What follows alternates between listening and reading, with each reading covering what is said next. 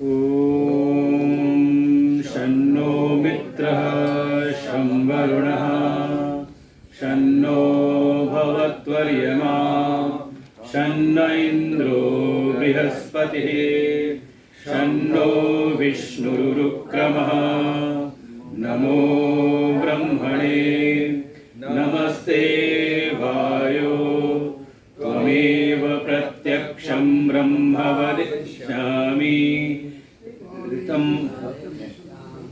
ॐ शन्नो मित्रः शं वरुणः शन्नो भवत्वर्यमा शन्न इन्द्रो बृहस्पतिः शन्नो विष्णुरुक्रमः नमो ब्रह्मणे नमस्ते वायो त्वमेव प्रत्यक्षं ब्रह्मासि त्वामेव प्रत्यक्षं ब्रह्म वदिष्यामि ऋतं वदिष्यामि सत्यं वदिष्यामि तन्मामवतु तद्वक्तारमवतु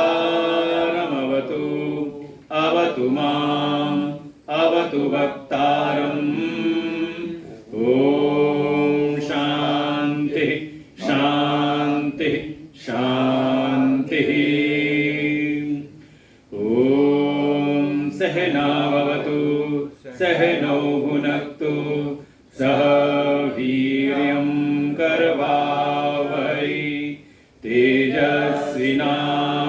तेजस्विनावधीतमस्तु मा विद्विषावहै ॐ शान्तिः शान्तिः शान्तिः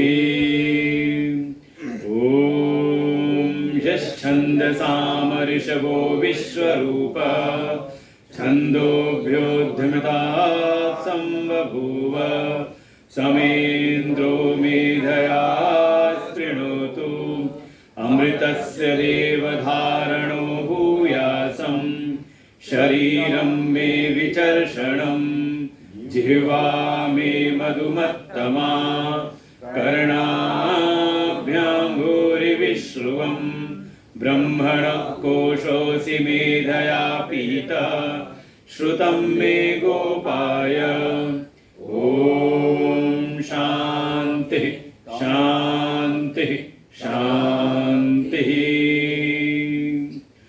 ॐ अहं वृक्षस्वरेरिव कीर्तिः पृष्ठं गिरेरिव ऊर्ध्वः पवित्रो वाजिनीव स्वमितमस्मि द्रविणगं सवर्चसं सुमेधा अमृतोक्षितः इति शङ्कोर्वेदानुवचनम् ॐ शान्तिः शान्तिः शान्तिः ॐ पूर्णमदः पूर्णमिदं पूर्णात् पूर्णमुदच्यते पूर्णस्य पूर्णमादाय पूर्णमेवावशिष्यते ॐ शान्तिः शान्तिः शान्तिः ॐ आप्यायन्तु ममाङ्गानि वाक्प्राणचक्षुश्रोत्रमथो बलमिन्द्रियाणि च सर्वाणि सर्वं ब्रह्मोपनिषदं माहं ब्रह्म निराकुर्यां मा ब्रह्म निराकरोत् अनिराकरणमस्त्वनिराकरणं मे अस्तु तदात्मनि निर्तेय उपनिषत्सु धर्माः ते मयि सन्तु ॐ शान्तिः शान्तिः शान्तिः ॐ मां मे मनसि प्रतिष्ठिता मनो मे वाचि प्रतिष्ठितम् आविर्मयेधि वेदस्य मणिस्थ श्रुतं मे मा प्रहासीरनेनाधीतेनाहोरात्रान् सन्दधाम्यऋतं वदिष्यामि सत्यं वदिष्यामि तन्मामवतु तद्वक्तारमवतु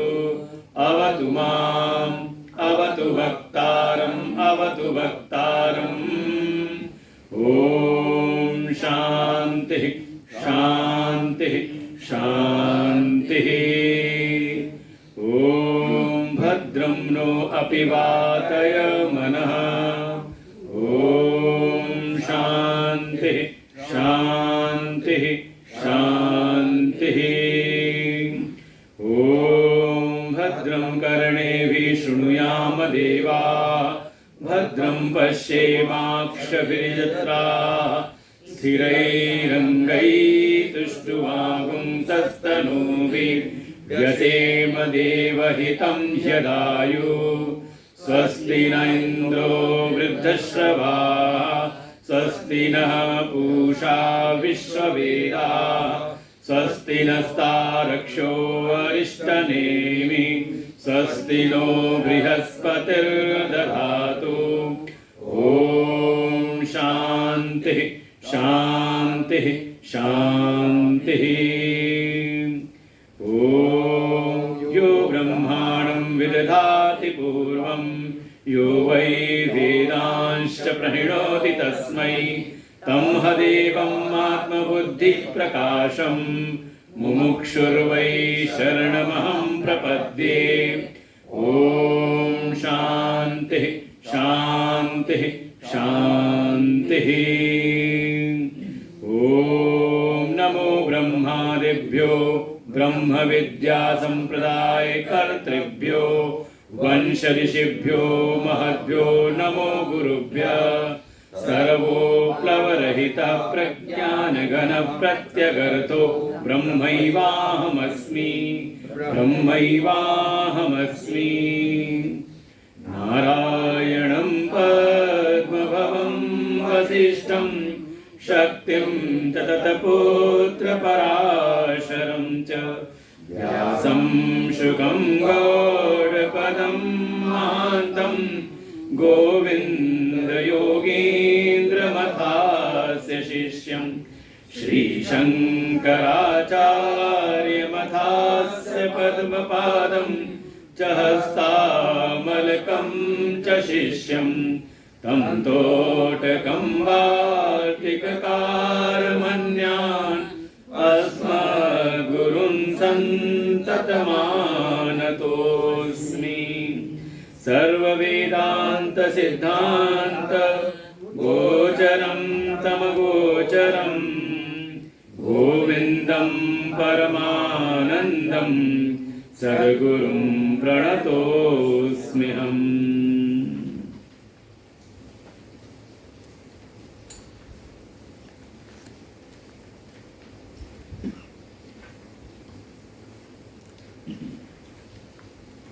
पाठ करते हैं हम लोग 214 से कर लेते हैं। कल का क्या शिष्युवाच। शिष्युवाच मिथ्यात्वेन निषिद्धेषु कोशेष्वेतेषु पञ्चसु सर्वाभावं विना किञ्चिन् न पश्याम्यत्र हे गुरो विज्ञेयं किमु वस्त्वस्ति स्वात्मनात्र विपश्चिता। श्रीगुरुर्वाच सत्यमुक्तं त्वया विद्वन् निपुणोऽसि विचारणे अहमादिविकारास्ते तद्भावोऽयमप्यनु सर्वे हि नानुभूयन्ते यः स्वयं नानुभूयते तमात्मानं वेदितारं विद्धि बुद्धया सुसूक्ष्मया तत्साक्षिकं भवेत् यद्यध्येनानुभूयते कस्याप्यन्ननुभूतार्थे साक्षित्वं नोपयुज्यते असौ स्वसाक्षिको भावो यतः सेनानुभूयते अतः परं स्वयं साक्षात् प्रत्यगात्मा न चेतरः जाग्रत्स्वप्नसुषुप्तिषु स्फुटतरम् योऽसौ समुज्जृम्भते प्रत्यगरूपतया सदा अहमहमिति अन्तः स्फुरन्नेकधा नानाकार विकार भागिन इमान् पश्यन्नहं धीमुखान् नित्यानन्दचिदात्मना स्फुरति तम् विद्धि स्वमेतं हृदि घटोदके बिम्बितमर्कबिम्बम्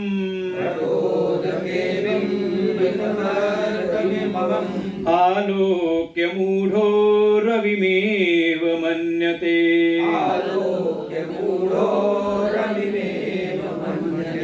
तथा चिदाभासमुपादिसंसं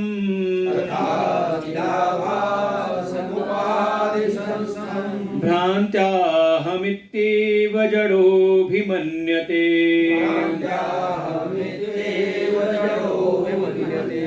घटं जलं तद्गतमर्कबिम्बम्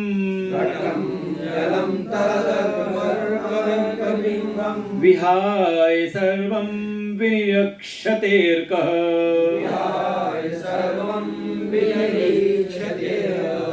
ततस्थ एतत्त्रितयावभासकः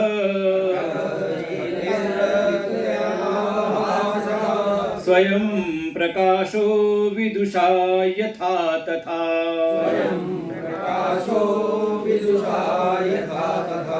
देहं धियं चित् प्रतिबिम्बमेतं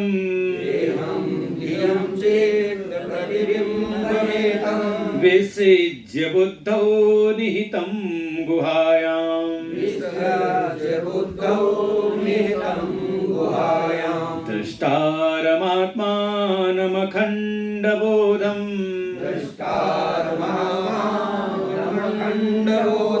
सर्वप्रकाशं सदसद्विलक्षणम्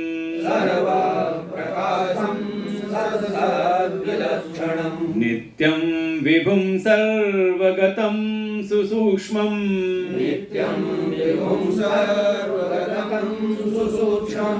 अन्तर्बहिः शून्यमनन्यमात्मनः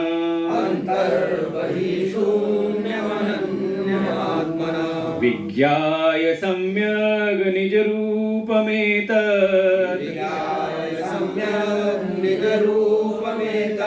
पुमान् विपाप्मा विरजो विमृत्युः पुमान् विपाप्मा विरजो विमृत्युः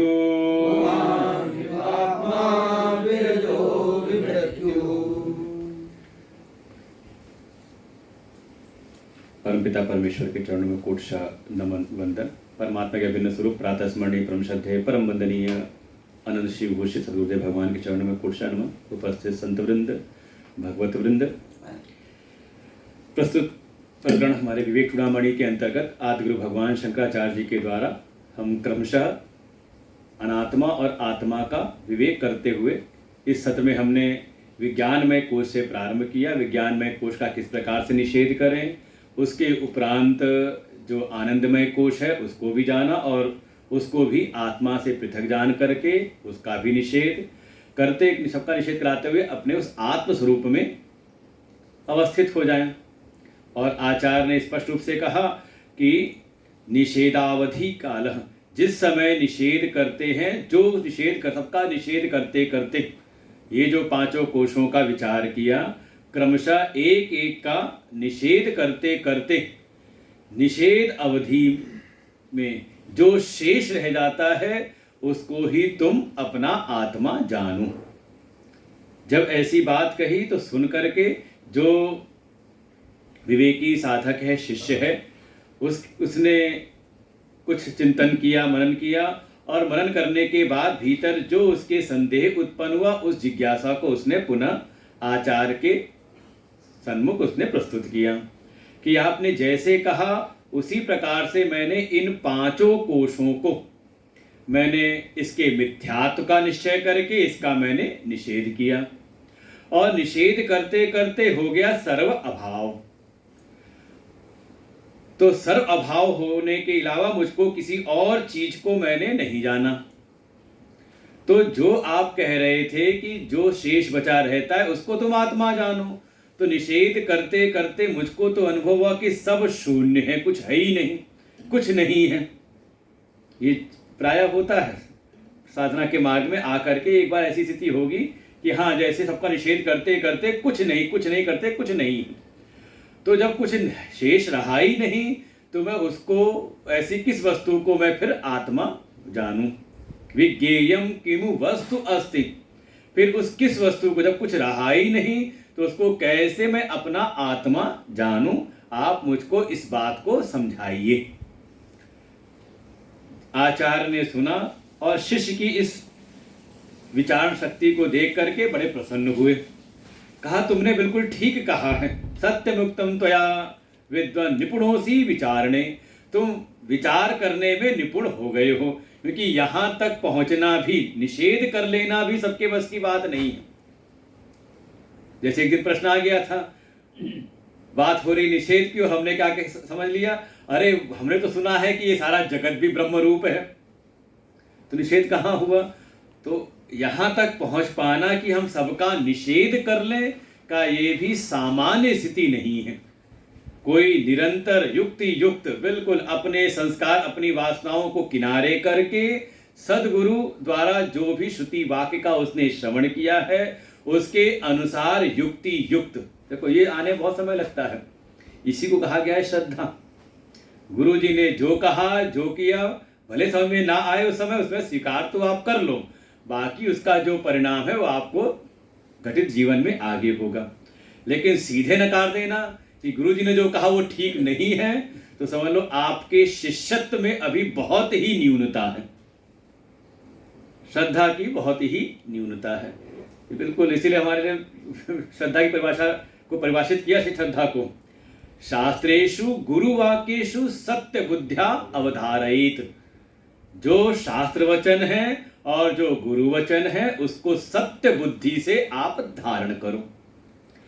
कोई उसमें अगर संदेह है तो आप जिज्ञासा के रूप में रख करके उसको आप वहां पर समाधान प्रस्तुत करें, लेकिन नकार करके बैठ जाएं तो आप चाहे गुरु शरणागति में सालों साल रहें, आप पर कोई उसका प्रभाव नहीं आने वाला। फिर हो सकता है दुनिया में कोई कहे कि इतने दिन गुरु की शरणागति में रह करके भी ये जस के तस हैं, तो इसमें कोई नई बात नहीं है, संभव हो सकता है। तो आचार्य ने कहा तुमने बिल्कुल सत्य कहा, अच्छी बात कही तुमने, क्योंकि तुमने ये विचार करके बात कही है। देखो कई बार होता है ना प्रश्न, कोई क्या हुआ कि हमने सुना और बिना विचार किए तुरंत कोई ना कोई प्रश्न पूछ लिया, तो उसको नहीं कहेंगे सत्यमुक्तम, तूने बड़ी अच्छी बात कही। वो आचार्य ने इस बात को देखा कि जो इसने पूर्व का जो मैंने इसको उपदेश किया, इसको इसने युक्त विचार किया है और विचार करने के उपरांत इसने इस बात को पूछा है, तुरंत नहीं कि ठीक से हमने ना विचारा ना कुछ किया, बता कि नहीं ये बात ठीक नहीं और हमने पूछ लिया। पहले आप उसको युक्त भीतर विचार तो करें, मनन तो करें। जब इस प्रकार से आया तो ऐसे शिष्य की प्रशंसा की आचार्य ने और कहा, बिल्कुल तुमने ठीक कहा है, अब थोड़ा और विचार करो। ये जिसका जिसका तुमने निषेध किया था, किसका किया था? अहम आदि विकार। ये जो अपने शुद्ध अहम से अतिरिक्त जो अलग जो भी अहम था, अहंकार, फिर अहंकार के बाद फिर विज्ञान में कोई बुद्धि है, मन है, प्राण है, इंद्रियां हैं, देह हैं, ये सारे प्रकृति विकारों का तुमने निषेध किया ना, तभी तो आए निषेध करके। कहाँ? तो निषेध करते करते इनके भाव को भी तुमने जाना था। जब निषेध कर रहे थे इनके भाव को तो निषेध कर रहे थे, जो तुमने इसको माना था पहले कि हाँ ये सब हैं, तो इसका निषेध किया तो उसको भी तुमने जाना। और जब निषेध किया तो तद अभावो अयम अपि अनु, उसके अभाव को भी तुमने जाना। तो इन सब के भाव और अभाव दोनों को ही जानने वाला कोई था, क्या था ना भाई?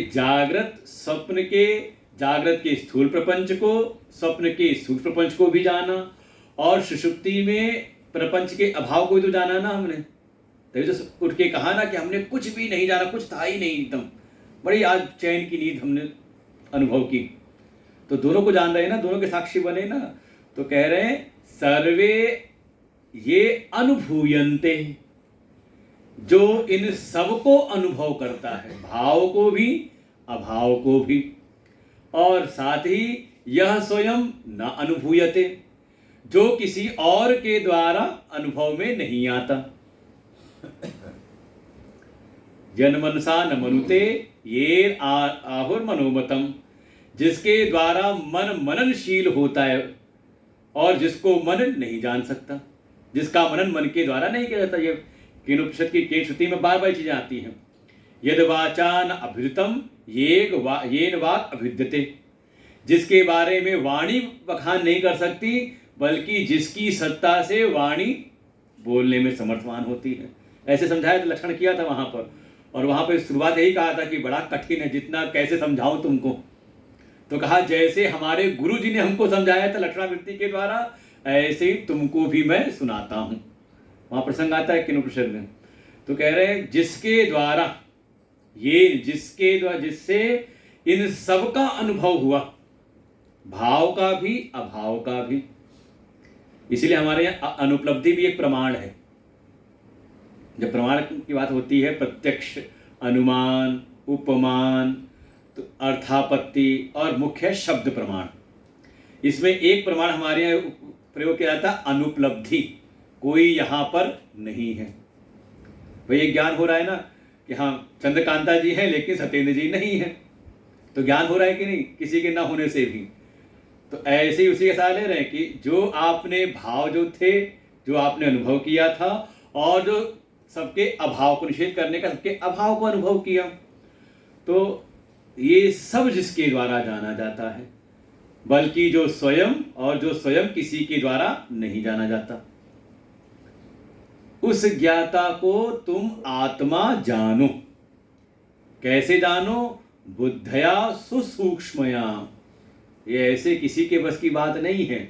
जैसा विषय है वैसी बुद्धि की आवश्यकता पड़ती है। अब किसी को भूगोल, इतिहास और राजनीति पढ़नी है तो प्रत्यक्ष रूप से आपको दिखाई देता है, तो उसको समझना आसान है। लेकिन उससे जो गहन है, आय व्यय का हिसाब किताब करना, तो कहा उसके लिए थोड़ी बुद्धि और सूक्ष्म चाहिए। हमने कहा सब चलता है, सब इधर से आया उधर गया क्या करना है। लेकिन उसके लिए बैठे हुए बड़े बड़े अकाउंटेंट्स, ये सब निपुण है उस चीज़ में, उन्होंने उस चीज़ में अपनी बुद्धि को सूक्ष्म कर रखा है। और विज्ञान के अगर कोई चीज़ को समझना है तो आपकी बुद्धि और सूक्ष्म होनी चाहिए। ऐसे ही बाहर स्थूल पदार्थों को समझना हो तो आपकी स्थूल बुद्धि से काम चल जाएगा। लेकिन जो सूक्ष्म से भी अति सूक्ष्म है, ऐसे अपने आत्म स्वरूप का विचार करना है तो बुद्धि भी अत्यंत सूक्ष्म होनी चाहिए, एकाग्र होनी चाहिए। और वो सूक्ष्म बुद्धि क्या है, इसके लिए ही फिर सारी साधनाएं बताई जाती हैं कर्म परक। जो आपका कर्म योग है, निष्काम कर्म योग, जो बहुत ज़्यादा केवल लाभ हानि के लिए कर्म करे, बिना फायदे के कुछ करने तैयार ना हो, तो कहें अभी उसकी बुद्धि कैसी है। कृपणा फल हेतव, जो केवल फल को देख करके करे तो कहते वो कृपण है। गीता जी भगवान ने कहा धीरे धीरे जब हमारी बुद्धि की वृत्तियां विषय का चिंतन करना छोड़ देती हैं, बहुत ज्यादा विषयों के प्रति आकर्षित या लालायित नहीं होती, तो समझे कि हाँ अब कुछ हमारी बुद्धि कुछ सूक्ष्म हुई है। जब बुद्धि वासनाओं के अनुसार व्यवहार ना करे, वासनाओं को ठीक है, भीतर कुछ पूर्व के जन्म जन्मांतर की वासनाएं हैं, उद्भूत होती हैं। जैसे कहते हैं ना, कई बार मन में कुछ इच्छा हुई, लेकिन चार लोग के समाज में है तो हमें लगता है कि नहीं, इसमें थोड़ा अपने व्यवहार को मर्यादित रखना चाहिए। और उसी में मान लो कोई मोटी बुद्धि का है तो व्यवहार, कुछ गलत व्यवहार करके बाद में पछताता है। ये सामान्यता होता है। तो ऐसी बुद्धि ना हो, वासनाओं के पराधीन बुद्धि ना हो, विषयों में बहुत लोलुप बुद्धि ना हो, ऐसी जो लाभ हानि से, सुख दुख से थोड़ा ऊपर उठ करके, सामान्य जो व्यवहारिक स्तर है उससे थोड़ा ऊपर उठ करके जो विचार करने लगती, उसको कहा अत्यंत सूक्ष्म बुद्धि के द्वारा उसको जानो। बस ये है कि जानते जानते उन्हें अच्छा, जो सबका साक्षी है, सबको जानता है बैठ करके, तो कहीं ना कहीं उसमें भी हम एक क्रिया का आरोपण कर रहे हैं। तो ऐसा संदेह ना आ जाए। तो अगली पंक्ति जो कहा, जो कल का श्लोक एक था, मैंने कहा ये थोड़ा आपको चिंतन करना पड़ेगा। तत्साक्षिकम भवेत तत्यत यदयद येनानुभूयते कस्याप्यनुभूतार्थे साक्षित्वम नोप उपयुज्यते। कहा कि वह जिसका, देखो है ना, तत्तद यद यद, वह जिसका अनुभव करता है वो उसका साक्षी हो जाता है। और मान लो अनुभव के लिए कुछ है ही नहीं, तो कौन किसका साक्षी? तो साक्षी भी जब हम आत्मा को कह रहे हैं तो समझाने के लिए कह रहे हैं। इसे कहना कस्य अपि अनुभूतार्थे साक्षित्वम नोपयुज्यते उपयुज्यते। जब भाई वही कह ना कि वह मतलब कुछ है यहाँ पर, सापेक्ष कुछ है। हाँ, और जब देखने के लिए कुछ है तो उसका वो साक्षी बनता है। जैसे रूप है तो उसका साक्षी नेत्र बना, शब्द है तो साक्षी, तो जो है उसका साक्षी वो बना। लेकिन सामने कुछ हो ही ना तो कह रहे कस अपि अनुभूतार्थे, जब अनुभव के लिए जब आपने निषेध कर दिया, सबका बात कर दिया, जब कुछ है ही नहीं तो उसका फिर साक्षी कहां से उत्पन्न हो? तो मतलब वो साक्षी जाकर के, जिसको हम साक्षी कह रहे थे, वो सबका निषेध करते करते वो साक्षी भाव जो था वो भी अपने स्वरूप में ही जाकर के एक हो गया। अच्छा, आप सब यहां पर क्या हो? अब मैं उठ के चला जाऊं, प्रवचन बंद कर दूं, तो वक्ता चुप हो जाए तो क्या हो फिर? अब कहाँ गया आपका श्रोता? कहीं गया बाहर निकल करके? कहा गया नहीं, वो श्रोता मुझसे ही अंतर्भूत हो गया। मैं वक्ता हूं, कब तक हूं? कहा जब तक कि आप सब श्रोता सामने बैठे हो, और एक एक करके सब निकल जाओ यहां से और बैठे माइक में बोलता रहूं तो समझदारी इतनी है कि जब कोई श्रोता नहीं, श्रोता के संदर्भ में मैं वक्ता था, और श्रोता नहीं रहे तो मैं केवल हो गया महात्मा। तो श्रोता वक्ता गया कहां? का वो महात्मा में ही अंतर्भूत हो गया। ये समझे, जीवन की बड़ी अच्छी एक युक्ति है ये, कैसे व्यवहार करना है। कैसे? कहा जिस समय जो व्यवहार कर, संदर्भ के अनुसार जो व्यवहार कर रहे हैं, व्यवहार करिए, उससे अटैच मत होइए। संदर्भ समाप्त हुआ, वापस अपने स्वरूप में आ जाइए। ये ध्यान बना रहे तो यही फायदा है काम, इस ज्ञान का सबसे बड़ा फायदा। वैसे फायदे की बात तो आनी नहीं चाहिए। बहुत ज्यादा जिसकी बुद्धि फायदे में जुटी हुई है तो जल्दी वो विचार नहीं कर पाएगा, लेकिन विचार करके यहां पहुंच जाएगा, उसको लगेगा तो बड़ा अच्छा है। काम करो और आराम से बैठो। समस्याएं कब हैं? जब हम किसी एक व्यक्तित्व में ही अटैच हो जाते हैं। घरों की समस्या को देखें कहीं ना कहीं, कोई परिवार का व्यक्तित्व लेके चला जाए समाज में तो कई बार वहाँ ऐसा दिखाई देता है। कोई समाज का व्यक्तित्व लेकर के आ जाए परिवार में, अपना समझ लें, इसको मैंने मोटा मोटा बता दिया है। एक व्यक्तित्व को लेकर के आप दूसरे चले जाओ, दूसरे का लेकर के आप कहीं और चले जाओ, तो समस्या रहती है। जहाँ जो कर्तव्य है वहाँ किया और उससे अलग हो जाए, क्योंकि ये सारा जो व्यवहारिक जगत है ये सापेक्षिक है, एक दूसरे के सापेक्ष में है। तो इससे अपने नित्य आनंद आत्मस्वरूप को जान करके, नित्य असंग है बिल्कुल, उसमें इसी तरह के जो संदर्भ आया वैसा कार्य करके, इसलिए कह रहे हैं जगत है तो जगत के संदर्भ में कहा उसको हम साक्षी कहते हैं कि सबका साक्षी है, दृष्टा है। लेकिन जो जगत है ही नहीं तो जगत के मिथ्यात्व को हमने सिद्ध कर दिया, जगत नाम की कोई चीज है नहीं तो कौन किसका साक्षी? तो साक्षी वो अपने उस आत्म स्वरूप में ही एकीभूत हो जाता है। इसीलिए है ये साक्षी भाव लाने का प्रयास करते हैं, और साक्षी भाव में आने के बाद धीरे धीरे साक्षी भाव भी गिर जाता है और केवल अपना आत्मस्वरूप, ऐसी अनुभूति। ठीक है। कल थोड़ा उन्होंने कहा एक बार सुनने के बाद दोबारा बार बार सुनो तो फिर है ना कि हाँ बुद्धि अब तैयार रहती है कि वहां तक पहुंच गई थी, अब उसके आगे फिर कुछ किया जाए। इसलिए कल जब आगे हुआ तो मेरे को लगा कि अब सबके चेहरे ऐसे लग रहे हैं कि अब बिल्कुल सैचुरेशन पॉइंट हो गया है। अब कुछ अंदर जा नहीं रहा, जैसे खाते खाते की स्थिति हो जाती है ना, चाहे बढ़िया चीज भी सामने रखी हो, मन तो होता है खा लें, लेकिन अंदर से आता है अगर खाया तो जो खाया हुआ वो भी कहीं बाहर ना आ जाए। तो कल सबके चेहरे देख के लग रहा था इस तरह से, तो हमने कहा ठीक है यहीं भी रुक जाते हैं। लेकिन है ये समझने के लिए। अब आगे से कहा फिर असौ स्वसाक्षिको भावो यतः सेनानुभूयते। बिल्कुल संदर्भ के आधार पर उसको साक्षी कहते थे, संदर्भ समाप्त हुए तो।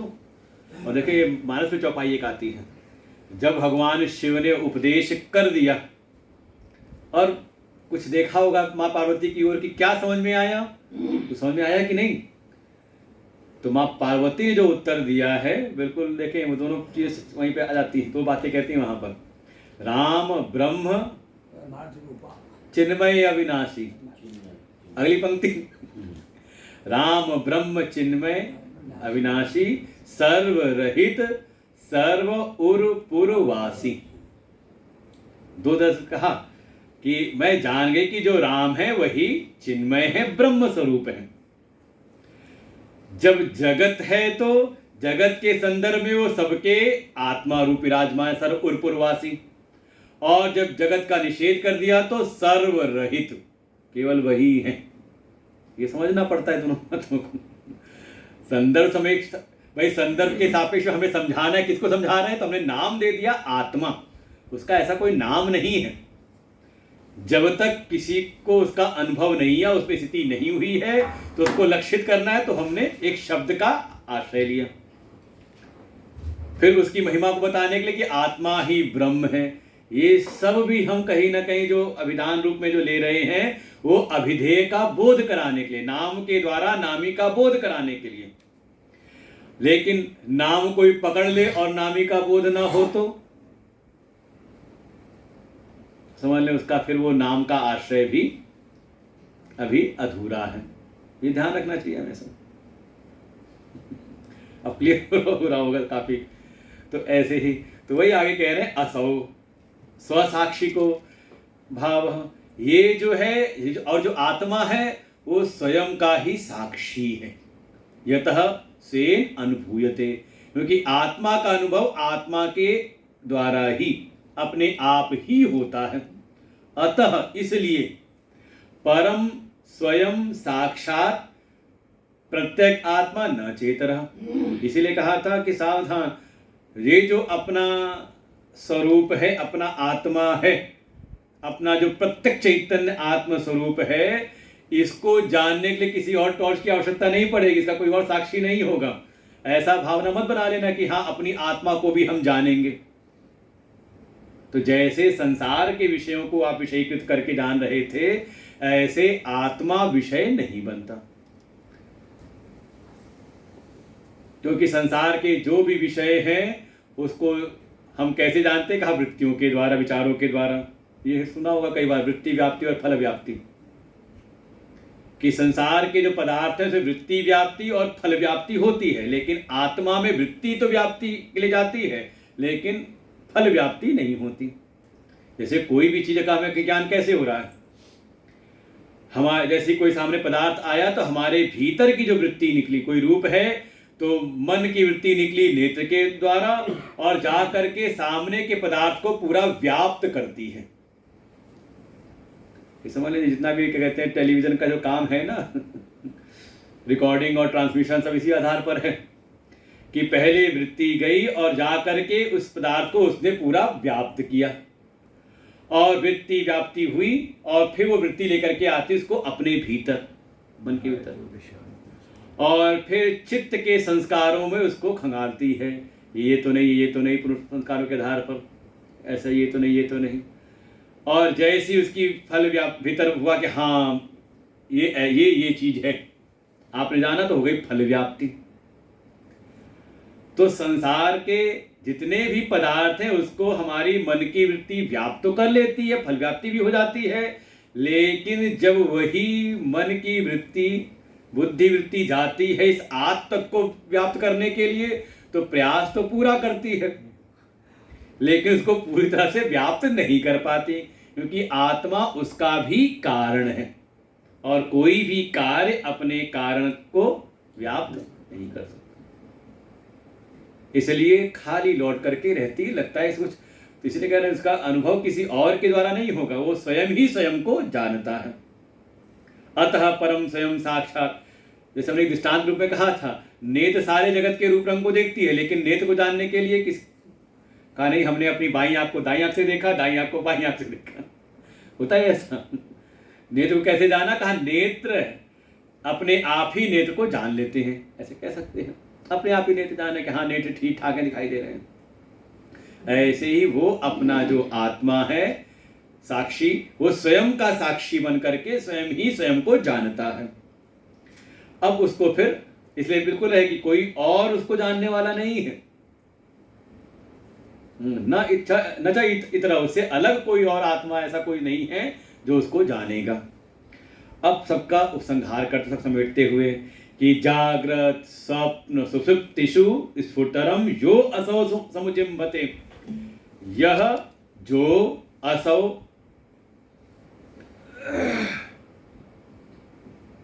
जो जागृत स्वप्न और सुषुप्ति तीनों अवस्थाओं में जो यह प्रकट होता है।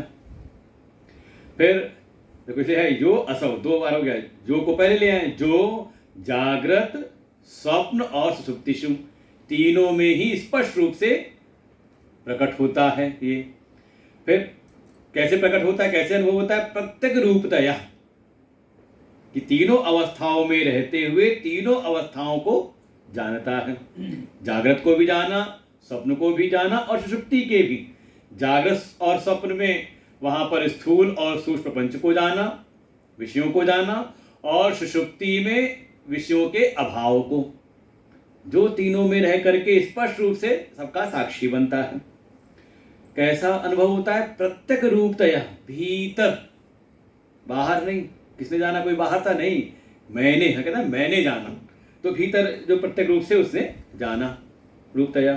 कैसे का सदा हमेशा ही अहम अहम इति, मैंने जाना, मैं जानने वाला हूँ, मैं करके जो होता है भीतर होता है। स्फुरन्न नेकधा, वो कई प्रकार से भीतर अंदर प्रकट होता है, इसको हम जानते हैं। और वह ही ईमान, ये ही नानाकार विकार भागिन पश्यन, वह ये ही सारे जितने भी प्रकृति के आकृति और विकृतियां हैं, वे प्रकृति से उत्पन्न है, तीनों गुण, उससे पंच महापंचन मात्राएं, उससे इंद्रियां, उससे कर्मेंद्रियां, उससे 5 प्राण, उससे 4 अंतःकरण, उससे ही फिर देह स्थूल शरीर, और फिर बहिर्जगत के विषय स्थूल विषय। तो इन सारी प्रकृति की आकृति और विकृतियों को, आकार और विकार को जो देखते हुए, पश्चन देखते हुए, अहम धी, जो उन सब में अहम भाव कर लेता है, अहम बुद्धि कर लेता है, वो ही जो है जो कर रहा है सब भीतर, वही वो कैसा है का वो नित्य है, क्योंकि बाकी सारे जो भाव हैं, अभाव हैं, आकार हैं, विकार हैं, सब हैं परिवर्तनशील, अनित्य हैं। लेकिन ये जो भीतर सब में स्मृत होता है था अहम अहम, कहा ये नित्य है। फिर ये ही आनंद रूप है और चेतन है, चिद आत्मनः, चिन्मय है, चेतन आत्म रूप है, से स्फुरित होता है, वही स्फुरित हो रहा है, अपना जो स्वरूप है वही सब में। इसलिए उसको ही तुम अपने भीतर, अपने अंतःकरण में, अपने हृदय प्रदेश में तुम उसको ही स्वम एतम आत्मना विद्धि, तुम उसको अपना आत्म स्वरूप ही जानो, जो इस प्रकार से अहम अहम रूप से स्फुरित हो रहा है। अब दृष्टांत दिया, यहां तो उन्होंने कल सुन लिया था, अब आगे आता है दृष्टांत, और अच्छा दृष्टांत है, फिर पढ़ते हैं उसको। घटोदके बिंबित अर्क बिंबम, आलोक्य मूढ़ो रविमेव मन्यते, तथा चिदाभास उपाधि संस्थम, भ्रान्त्याहमित्येव जडोऽभिमन्यते। ये प्रसिद्ध दृष्टांत दिया है, जो लोग कई बार प्रयोग करते हैं। कहा घट, घड़ा है, उदके कहा जल है, और उस जल में बिंबित अर्क बिंब, उसमें प्रतिबिंबित होता हुआ सूर्य का प्रतिबिंब। तीन चीजें हो गई, घड़ा, घड़े में जल, और जल में सूर्य का प्रतिबिंब। आलोक्य मूढ़ो रविमेव मन्यते, जो मूढ़ है, बाल बुद्धि वाला है, उसको देख करके क्या कहता है, देखो देखो सूर्य है, रविम एव, उसको सूर्य समझ लेता है, सूर्य समझता है। देखो जल के सूर्य ने पूरे कमरे को प्रकाशित कर दिया, उसको समझ लेता है, कोई मूढ़ बुद्धि हो, बाल बुद्धि वाला हो। कहा तथा वैसे ही, फिर चिदाभास समुपाधि संस्थम, ऐसे ही उपाधियों में स्थित, अभी आगे इसका विस्तार करेंगे कि देह, देह के भीतर जो अंतःकरण उपाधि है, उसमें ही चेतन का पड़ा आभास प्रतिबिंब, उसको नाम दिया चिदाभास। और वो हुआ तो ऐसे ही जो अज्ञानी है, जड़ बुद्धि वाला है, मूढ़ है, वो भ्रांत्यहम, भ्रांति से अहम इति एव मन्यते,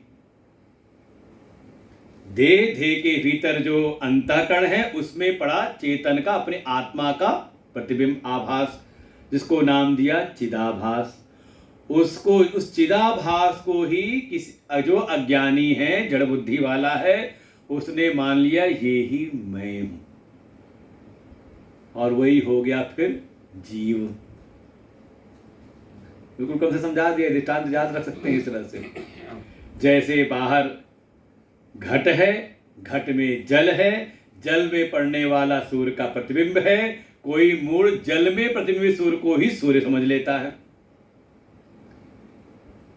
वैसे ही देह, देह के भीतर जो अंतःकरण है, देह अंतःकरण उपाधि में पड़ने वाले चेतन के प्रतिबिंब, आभास को ही जो मैं मान लेता है, तो बस भ्रांति, और कह जाना का भ्रांति से, ना समझे कारण उसको ही मैं जान लिया।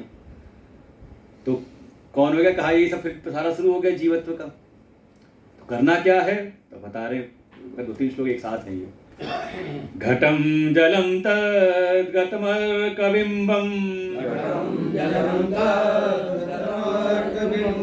विहाय सर्वं विनिरीक्षतेऽर्कः, ततस्थ एतत्तितयावभासकः, स्वयं प्रकाशो विदुषो यथा तथा। स्वयं प्रकाशो विदुषो यथा तथा। करें घटम जलम तदगतम अर्क बिंबम। जैसे तीन चीजें थी, घट था, जल था और उसमें पड़ने वाला सूर्य का प्रतिबिंब। तो जो विद्वान है, देखो जो मूढ़ था उसने जान लिया, उसको ही सूर्य समझ लिया। लेकिन जो समझदार है, बुद्धिमान है, उसने इन तीनों को का कर दिया निषेध, उसको छोड़ दिया। सर्वम विहाय निरीक्षते, अच्छी प्रकार से अपनी बुद्धि से निरीक्षण करते हुए कि अगर कमरे में ये प्रकाश आ रहा है तो ये जल का सूर्य नहीं है, बल्कि ये जो प्रकाश है ये उस बिंब सूर्य का है। जल में जो उसमें कोई सामर्थ्य नहीं, उसकी सामर्थ्य जो मेन जो सोर्स है वो है सूर्य। तो उसने इन तीनों उपाधियों को छोड़ दिया, त्याग कर दिया।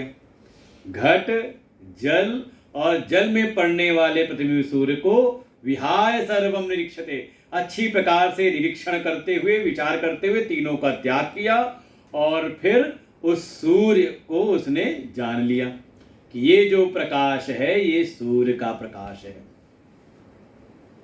उस मूल सूर्य को जान लिया। कहा जैसे इसने किया वैसे ही तथा, ये यथा तथा आखिरी में दे रखा है। यथा जैसे सब था, घटम जलम तदमर्क बिंबम विहाय सर्वम, जैसे वैसे ही तथा जो विद्वान है विचार करते हुए तटस्थ एतत्तयाव भासक, इन तीनों से तटस्थ होकर के, किन तीनों से? देह, देह के भीतर अंतःकरण, जैसे कहा ना घट में, घट माने पात्र, पात्र में जल, तो ऐसे ही देह रूपी पात्र के भीतर अंतःकरण रूपी जल में जो चेतन का आभास प्रतिबिंब था, एतद त्रि अवभास का, ये तीनों आभासित होने वाली चीजों को उसने फिर इससे तटस्थ होकर के उसने जान लिया, अर्थात इनसे अपने को अलग करके इसने जान लिया किसको? उस आत्म चैतन्य को जो स्वयं प्रकाशित प्रकाशवान है। भाई जल में जो है वो तो उसके द्वारा है, लेकिन सूर्य का स्वयं प्रकाशवान है। ऐसे ही अपनी आत्मा को उसने जान लिया, लेकिन तीन का निषेध करते हुए, जो स्थूल देह है, सूक्ष्म अंतःकरण है और उसमें पड़ने वाले उस चिदाभास को, तीनों से तटस्थ होकर के, अलग होकर के उसने उस अपने स्वयं प्रकाश आत्म स्वरूप को वो जान लेता है। फिर इसी बात को और पुनः कहते हैं, देहम धियम चेत प्रतिबिंबमेतम विसेज्य बुद्धौ निहितं गुहायां द्रष्टारमात्मानमखण्डबोधम् सर्वप्रकाशं सदसद्विलक्षणम्। पिछले श्लोक में 221 में दृष्टांत था कि तीन चीजें थी, घट, जल और उसमें पड़ने वाला प्रतिबिंब। उन तीनों को अच्छी प्रकार से निरीक्षण करते हुए, उसका त्याग करते हुए उसने सूर्य को जान लिया कि जो स्वयं प्रकाश जो सूर्य है वो इन तीनों से अलग है, पृथक है। इससे ही उनको सत्ता मिल रही है, जैसे उसे जाना था।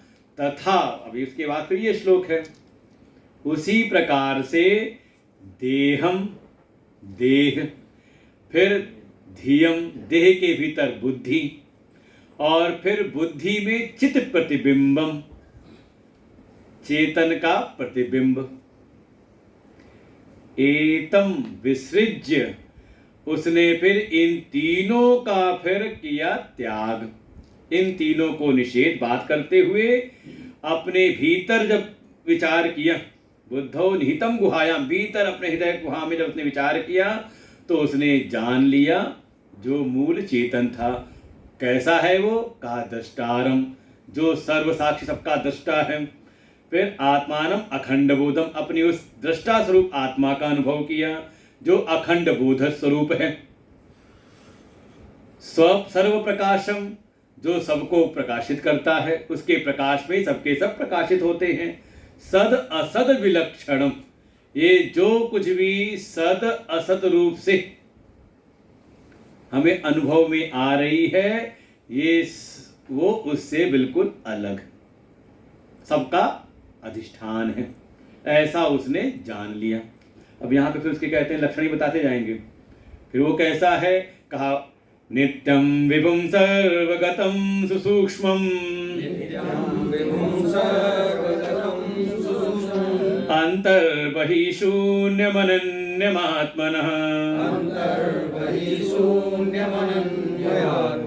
विज्ञाय सम्यग् निजरूपमेतत्,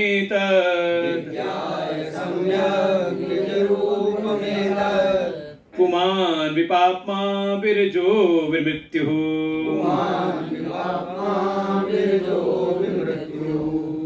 तो विचार करते करते देह, बुद्धि और उसमें पड़ने वाला जो चेतन का आभास, चिदाभास, इन तीनों को का ही निषेध करते हुए, तीनों का ही बाध करते हुए, उसने अपने अंतः गुहा में, अपने हृदय गुहा में भीतर ही उसने उस सर्व प्रकाशक दृष्टा स्वरूप अपनी आत्मा को जान लिया। वो दृष्टा को समझ ले, वही समझना पड़ेगा। जब तक दृश्य है, दृश्य के सापेक्ष को हम दृष्टा कह देते हैं। और उसको कई बार समझाया जाता है ऐसे कि जैसे कोई शिष्य गया गुरु के पास में, अपनी उस आत्मा को जानना है, कैसे जानने? तो उन्होंने पूछा गुरु जी ने, ये सारा जगत दिखाई दे रहा है? पूछा हाँ, किसके प्रकाश में? तो शिष्य ने उत्तर दिया, सूर्य के प्रकाश में। उन्होंने कहा ठीक है, अब शाम को आना, क्लास पूरी हुई। रात्रि में आए, शिष्य आया, पूछा अब ये जगत, ये दिखाई दे रहा है जगत? कह रहे हाँ, किसके प्रकाश में? तो कहा चंद्रमा है, चांदी छटा है, तारे हैं। कहा चल, क्लास यहाँ की पूरी, अब का चलते हैं कुटिया के अंदर। कुटिया में लेकर के आए, फिर पूछा दिखाई दे रहा है सब ये जगत? कहे हाँ, किसके प्रकाश में? कहा वो गुरु जी दीपक जल रहा है ना, इस दीपक के प्रकाश में। गुरु ने दीपक को भी कर दिया बंद, बुझा दिया दीपक। कहा अब बता, कुछ दिखाई दे रहा है? उसने कहा अरे गुरुजी, अब तो बिल्कुल कुछ भी दिखाई नहीं दे रहा, गुप्त अंधकार है, हाथ को हाथ सुझाई नहीं दे रहा। तो कहा ये भी तो सुझाई दे रहा है ना, कि कुछ सुझाई नहीं दे रहा कुछ दिखाई नहीं दे रहा, ये भी तो अनुभव हो रहा है ना। तो किसके प्रकाश में? अब बाहर का कोई प्रकाश नहीं है, लेकिन फिर भी हमें कुछ तो अनुभव हो रहा है ना। तो वो अनुभव करने वाला कौन है? दृष्टा कौन है? जो भाव और अभाव दोनों को ही प्रकाशित करता है, उसको कहा दृष्टा स्वरूप है, अपना आत्मा है, और वो अखंड बोध स्वरूप है। बुद्धि कभी काम करती, कभी नहीं करती, लेकिन वो हर समय आपको, अच्छा बुद्धि में समझ में आया, नहीं समझ में आया, दोनों बात को जान रहा है ना वो। तो अखंड बोध स्वरूप है, उसका कभी भी बाध नहीं होता, बल्कि वही बाध निषेध करने वाला है। सर्व प्रकाशम सरसविषणम, सर्व प्रकाश, प्रकाशवान है वो, सबको प्रकाशित करने वाला है। जगत प्रकाश, प्रकाशक राम, कि सारा ये जगत प्रकाशित होने वाला है। और किसके प्रकाश प्रकाशित होता है? कहा अपनी उस आत्मा के ही प्रकाश प्रकाशित होता है, सबको प्रकाशित करने वाला है। सबसे सद असद जो कुछ भी आप विचार करते हो, उन सब से वो विलक्षण है, नित्य है, विभु है, सर्वव्यापक है, सर्वगतम, सब जगह गया हुआ है, पहुंचा हुआ है। इसलिए किसी देश और काल से वो परिच्छिन्न सीमित नहीं है।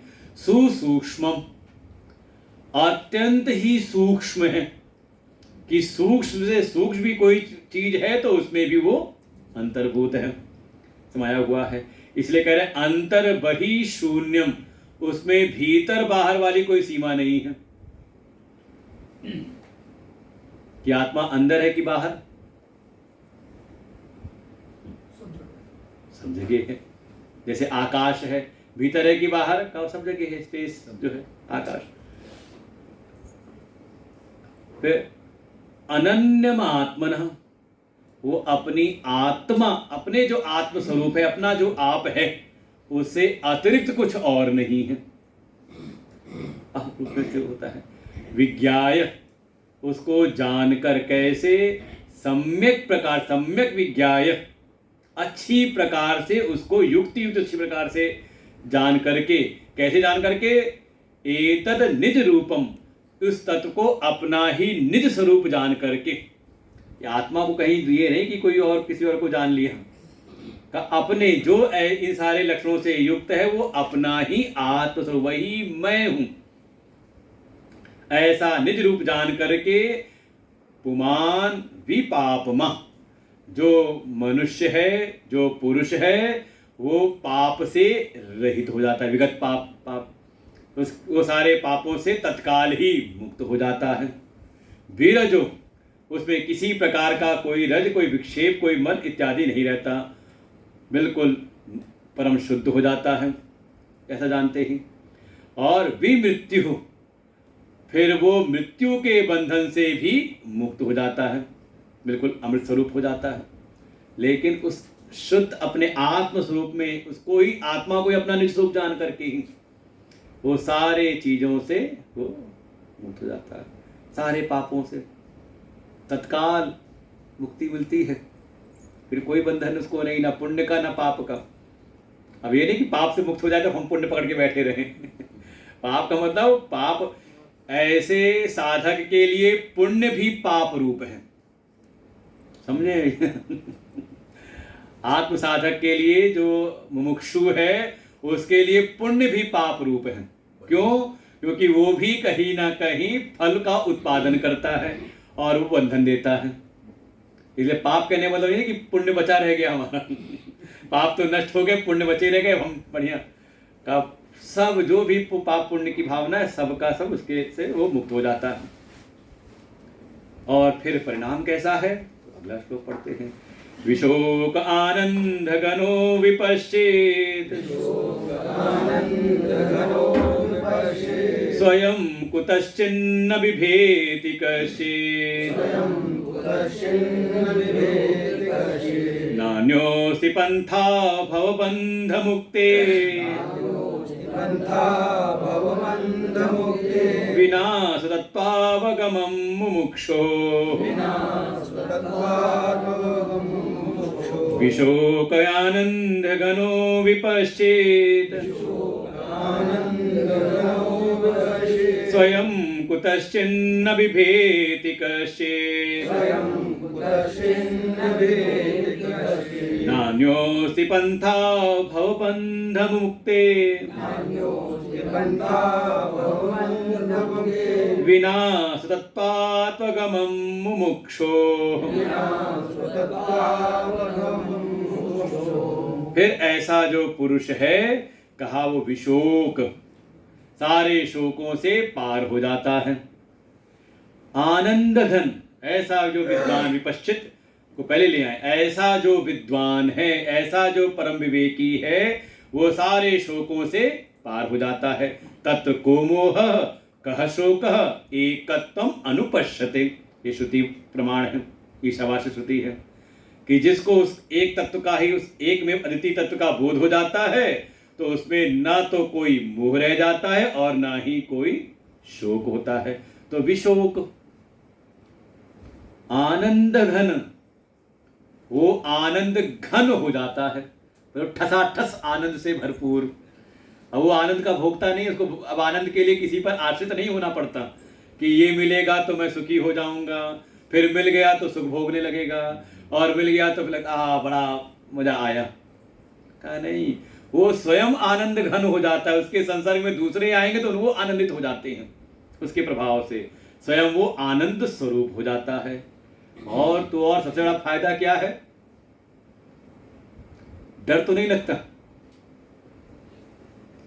कहीं ना कहीं किसी का डर तो रहता ही, हर समय किसी ना किसी चीज का डर तो रहता है। कोई ने कल क्या होगा, बीमारी आ जाए तो कहीं मरने का भय, अरे छोड़ो, व्यवहार में कोई पुलिस वाले खड़े हो जाए दरवाजे पर तो उसका भय, अरे कहीं मिसाइल आके कोई छूट के, पता नहीं हिंसा कहाँ भी गिरी थी, हरियाणा में गिरी थी, कहीं ऐसा तो नहीं कहीं भेड़ गिर जाती, तो किसी ना किसी से कभी ना कभी तो कोई ना कोई भय लगा रहता है। लेकिन जो इस आत्म स्वरूप में स्थित हो जाता है उसको कश्चित कभी भी कुतश्चित किसी से भी ना स्वयं विभेति, फिर वो किसी से भी भयभीत नहीं होता।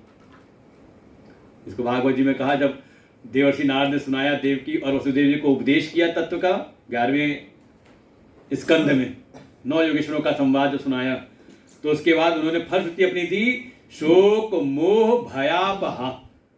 वो देवकी और वसुदेव शोक मोह और भय से पार हो गए,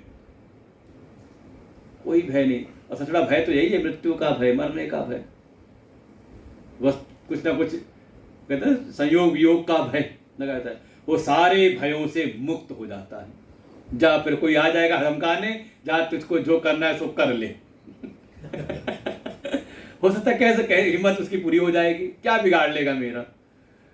लेकिन जो इस पे स्थित रहेगा, अगर स्थित है व्यवस्थाओं में, तो उसको डर रहेगा कि हाँ ये व्यवस्था बिगाड़ सकता है, कल ये हमारा कस्टमर काट सकता है, कल ये हमारे क्या कहते हैं कुछ सामान बिगाड़ सकता है, हमारी व्यवस्था बिगाड़ सकता है। लेकिन जो इस स्थिति में हो जाए तो, इसलिए हमारे गुरुदेव कई बार ऐसा हो, जब कुछ बात आती व्यवस्थाओं की, कहते हैं जिसको जो करना है, जिसको आना है आए, जिसको जाना है जाए। क्या होगा? ज्यादा होगा विद्यालय बंद कर दूंगा, गायों को खुला छोड़ दूंगा, अपने आनंद में रहूंगा। तो फिर किसी भी परिस्थिति का उसको किसी भी चीज का, चाहे वो परिस्थिति हो, चाहे वस्तु हो, चाहे व्यक्ति हो, किसी का भी उसको भय नहीं रहता, वो अभयत्व में स्थित हो जाता है। इसलिए हे मुमुक्षो, जो मुमुक्षु हैं, जिनका लक्ष्य मोक्ष की प्राप्ति है, आत्म कल्याण की, बार बार इन व्यवस्थाओं में आना जाना न पड़े, इस संसार के इस भव सागर में संसरण में न पड़ना पड़े। क्योंकि जन्म मृत्यु की परिस्थितियां तो आती जाती हैं और कहीं भी न कभी तो हिलाती डुलाती रहती ही हैं। आसान नहीं होता कि एक झटके में तो आके एक बार हिला के चली जाती हैं।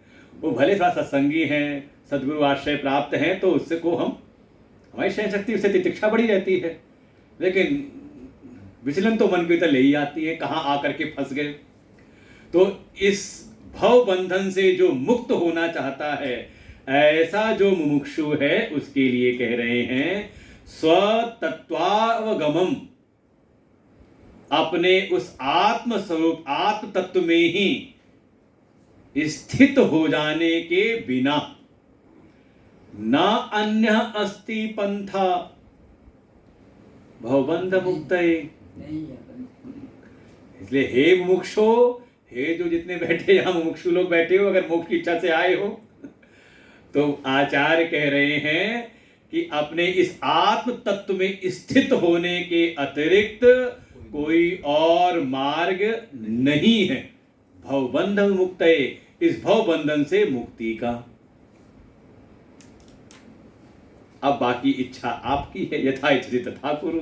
अगर मोक्षा है तो हम आगे बढ़ते रहें, और कोई लेना देना नहीं, मोक्ष से कुछ लेना देना नहीं, धर्म अर्थ काम से ही काम चल रहा है, तो बार बार जन्मो, बार बार मरते रहो, आते रहो, जाते रहो। नेशनल हाईवे क्या एक्सप्रेस हाईवे है बना हुआ, बढ़िया है, उड़ान भरते रहो। लेकिन अगर मुमुक्षु है, मोक्ष की प्राप्ति करना चाहते हैं, तो भव बंधन से मुक्ति का इसके अतिरिक्त कोई और उपाय नहीं है। फिर इसी बात को पुष्ट करते हैं, ब्रह्मा भिन्नत्व विज्ञानम भव मोक्षस्य कारणम येनाद्वितीयमानन्दम् ब्रह्म संपद्यते बुधैः ब्रह्मा भिन्नत्व विज्ञानम् भव मोक्षस्य कारणम् येनाद्वितीयमानन्दम् ब्रह्म संपद्यते बुधैः। फिर पुनः कह रहे हैं, मुक्ति चाहते हो ना, किससे? भव बंधनों से। तो भव बंधस्य भव मोक्षस्य, भव बंधन मोक्ष, इस भव बंधन के मुक्ति का एक ही कारण है। क्या कारण है? ब्रह्म अभिन्नत्व विज्ञानम, कि जिस आत्मा को तुमने अनुभव किया कि मैं चेतन हूं, मैं नित्य हूं, बोध स्वरूप हूं, आनंद स्वरूप हूं, ज्ञान स्वरूप हूं, अपने उस आत्मा को ब्रह्म से अभिन्न जानो। ये कड़ी रह गई। अब अगले का प्रसंग आएगा, कड़ी जोड़ रहे हैं। अपने को आत्मा जान लिया ना, हमारे मनोज जी ने कहा था कि हाँ हाँ अपने को तो मैंने आत्मा जान लिया जान लिया ना। तो अब अगली क्लास क्या है कि अब आत्मा को ब्रह्म से अभिन्न जानो। ब्रह्म अभिन्नत्व अभिन्नत्व विज्ञानम, कि ब्रह्म से मैं अभिन्न हूं, मतलब एक हूं। जिस आत्मा का मैंने अनुभव किया, आत्मा ब्रह्म है। महावाक्य आ गए, अहम ब्रह्मास्मि। भागवत जी में आएगा अहम ब्रह्म परम धाम, ब्रह्माहम परमम परम। ये सुखदेव जी ने बिल्कुल अंतिम उपदेश किया। हे परीक्षित, इस प्रकार का अनुभव करो कि मैं ही ब्रह्म हूं और ब्रह्म अहम, ब्रह्म ही मैं हूं। ऐसा अब अनुभव करो। यही एकमात्र कारण है बंधन से मुक्ति का, और कोई उपाय है ही नहीं। क्योंकि येन अद्वितीयम आनंदम ब्रह्म संपद्यते बुधई, और ऐसा जानने से, जिसके द्वारा इस ब्रह्म अभिन्न आत्मस्वरूप का अनुभव होने से, वही कह रहा येन, जिसके द्वारा जो अद्वितीय आनंद स्वरूप ब्रह्म है, ये जो बुद्ध जन है, जो बुद्धिमान है, जो विद्वान है, विवेकी है, वो उस ब्रह्म स्वरूप को जानते ही वो स्वयं ब्रह्म हो जाते हैं।